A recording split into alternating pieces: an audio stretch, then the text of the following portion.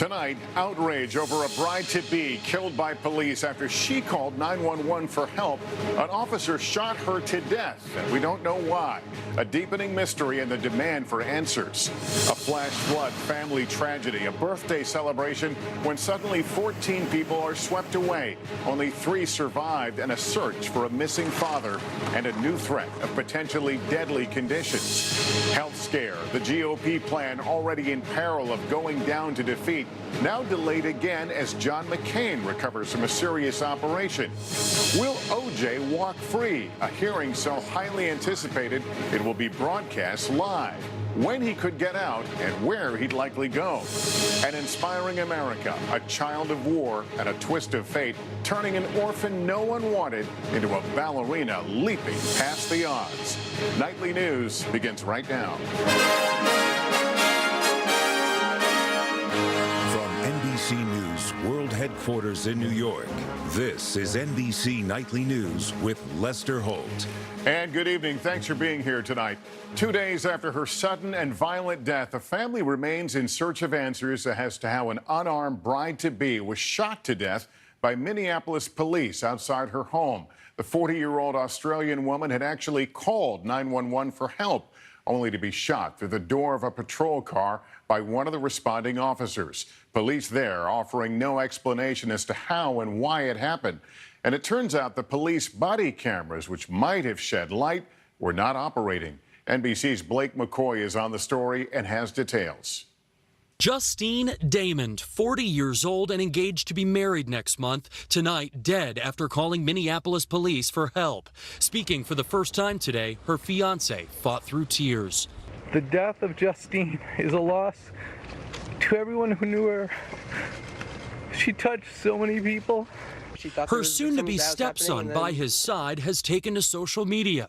My mom is dead because the police officer shot her for reasons I don't know, and I demand answers. Damond called 911 Saturday night to report a possible assault in the alley behind her home. Authorities say 2 officers responded to that call. One of them, identified as Mohammed Noor, fired his weapon, killing Damond. Officer Noor's body camera was not turned on. When you hear that these cameras weren't turned on at the time, what do you think?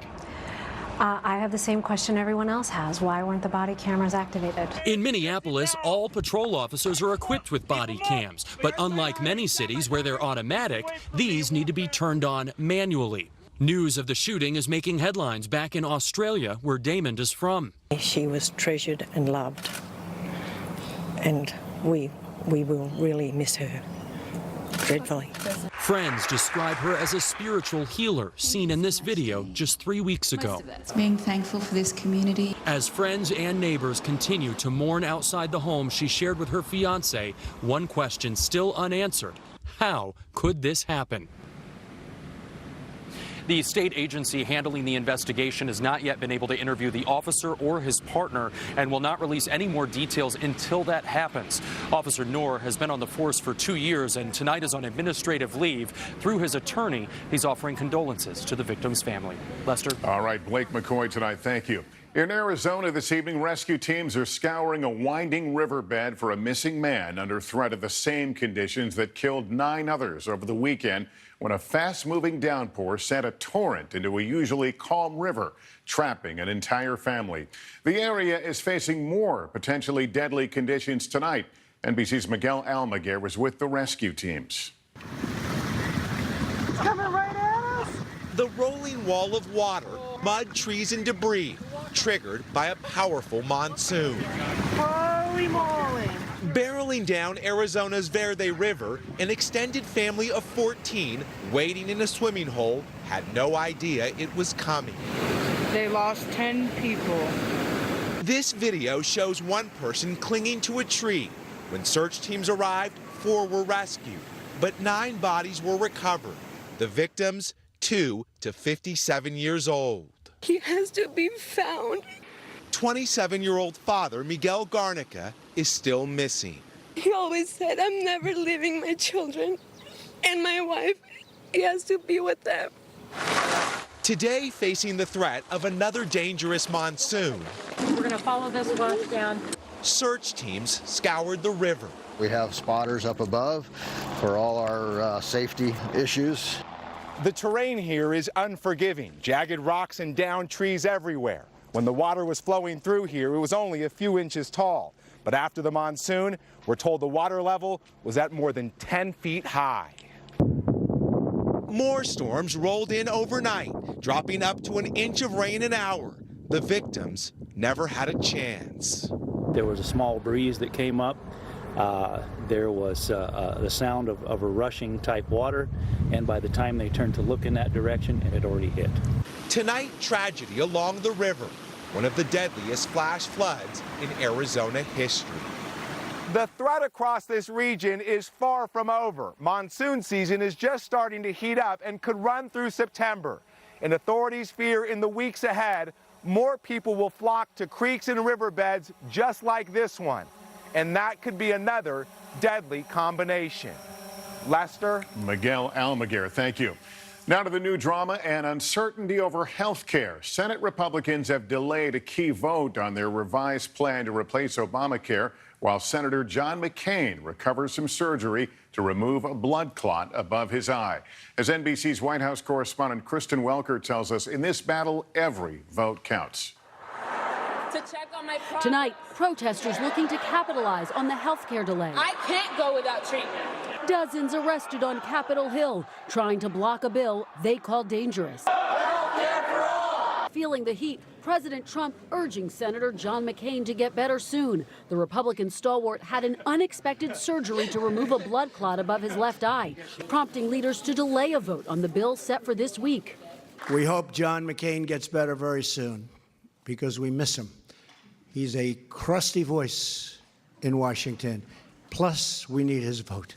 There are concerns McCain's recovery could take longer than just the 1 week first suggested. Senators focused on their colleagues' health tonight. It seems to be a very successful surgery, but it was no small operation, so he needs to heal up before he comes back. Without McCain's support, Republicans don't have enough votes to even begin debate. At the White House, a show of confidence despite the reality. 2 Republicans already oppose the bill, and they can't afford to lose anyone else. Given that you can't lose any more votes, are you confident this bill is going to pass? We are confident that as we continue to message the American people the importance of repealing Obamacare and providing them with more options, that yes, we will get this passed. While some conservatives argue the current bill doesn't go far enough to repeal and replace Obamacare, many moderates worry it cuts Medicaid coverage, potentially forcing the sick and elderly to pay more. The Senate effort in the GOP to repeal and replace Obamacare is at best on life support, but the time could be used to build some more public support. Several Republican senators have voiced doubts about the latest health care bill, which is expected to be scored by the nonpartisan budget office tomorrow. Trying to lock up a win, the president will host a group of Republican senators for dinner here at the White House tonight. Lester? Kristen Welker, thank you. President Trump today kicked off his Made in America week to promote U.S. manufacturing. It was the president's America First messaging that helped him win the election. And while some recent numbers have shown his overall approval rating at a record low, a new NBC News Wall Street Journal poll reveals his support remains strong in counties that voted for him last year.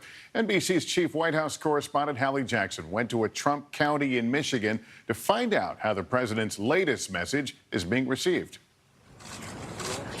At the White House, President Trump's focusing on what got him there, jobs and manufacturing, showcasing products made in all 50 states. Made in the USA.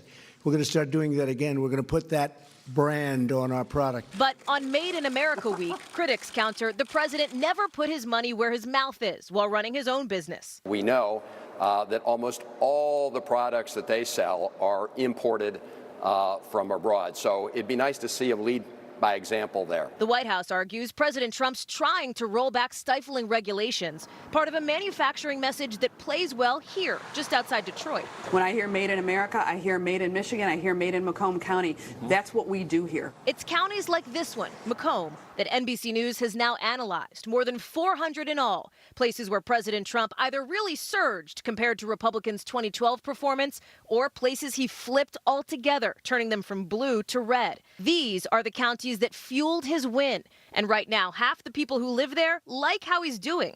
His 50% approval rating in those counties is 10 points better than his performance nationally. So far, he's done what he said he was going to do. But there's a twist to this story. The president's support is slipping from where he was in November. Dave Pelter is now cooling on his candidate. I'd probably give him a B. And that might be going maybe a little too far, but... Common critiques include too much action on Twitter and not enough on health care, with Russia a wild card. Chad Selweski has covered politics in this county for 3 decades. For some people, they're saying, when are we going to see this change? When are we going to get what we voted for? 6 months in, a question of patience for this president. Hallie Jackson, NBC News, Warren, Michigan. Tonight, O.J. Simpson is back in the news nearly a quarter century after the trial and the courtroom verdict that gripped the nation. All eyes will be on Simpson in a courtroom again, this time to see if he'll be set free after the robbery case that landed him behind bars. NBC's Joe Fryer has details. For the first time in 4 years, the public will get to see O.J. Simpson when his parole hearing is broadcast live this Thursday. Another must-see TV moment for the former football star who brought the country to a halt with his infamous Bronco chase and then again with the not guilty verdict during his murder trial. Now age 70, Simpson has served nearly 9 years for the robbery of 2 sports memorabilia dealers at a Las Vegas hotel. I am sorry for what has happened. Like he did in 2013, Simpson will tell commissioners Thursday why he thinks he should get parole. I gave him my word that I would try to be, or would be, the best prisoner they've ever had here. And I think for the most part, I've kept my word on that. Simpson will be joined by his attorney at Lovelock Correctional Center, appearing by video conference before parole commissioners 130 miles away. They're looking at the particular crime at issue, the severity of the crime, victim impact. The board plans to make its decision Thursday, and if Simpson is paroled, he could get out in October. The last time this parole board looked at O.J. Simpson, they granted parole on several charges, which means he's got a good shot of getting full parole. Friend Tom Scotto tells NBC News if released, Simpson hopes to move back to Florida. F. Lee Bailey was one of Simpson's attorneys during the 1995 murder trial and last spoke with him in 2008. I'm sure he'd like to play a little golf. And I'm sure he'd like to find some means of employment. A couple of recent award-winning TV programs are proof that fascination with Simpson remains high. Come Thursday, the world will be watching again. Joe Fryer, NBC News. Police in Indiana have issued a new plea to the public to help solve a double murder mystery. They've released a new sketch of a man suspected of killing 2 teenage girls in February. And investigators believe one of the victims managed to record the killer's voice. NBC's Gabe Gutierrez has the latest. Tonight, police hope this new composite sketch will help lead them to a killer and solve a disturbing double murder mystery that has gripped Delphi, Indiana. It's not a cold case. This case is still very active. Investigators say more than 18,000 tips have flooded in, and they've interviewed 1,000 persons of interest. This abandoned railway bridge is where 14-year-old Liberty German and 13-year-old Abigail Williams disappeared back in February. Authorities soon released chilling audio from one of their cell phones recorded around the time the girls vanished. A man's voice saying, "Down the hill." The phone also captured an image of a man walking near the hiking trail. This horrible crime has torn a hole in our families. The girls' families devastated when their bodies were found in the woods nearby. Police now hope the new sketch, side by side, will offer a clearer picture of the suspect, believed to be between 5'6" and 5'10", with reddish-brown hair. We want people to call in, give us information. The reward for information leading to an arrest now topping $230,000 as the mystery of what happened to 2 young girls deepens. Gabe Gutierrez, NBC News. There's more to tell you about still ahead here tonight.